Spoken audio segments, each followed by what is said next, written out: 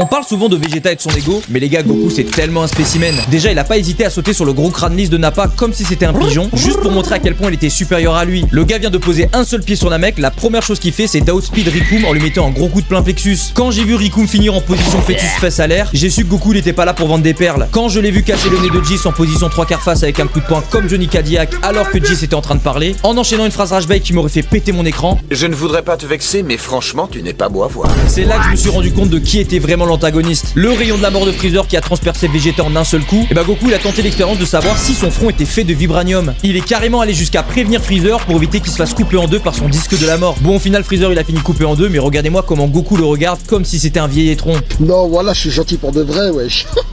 La première chose qu'il a fait en arrivant sur Terre, c'est de tester Trunk et de lui montrer que c'était pas lui le véritable Super Saiyan de la légende. Il est carrément allé jusqu'à lui dire qu'il allait se battre seulement en utilisant son index. Et Trunks il était complètement dégoûté, il était comme ça. Regardez comment son pantalon il a fini quand il a regainé son épée.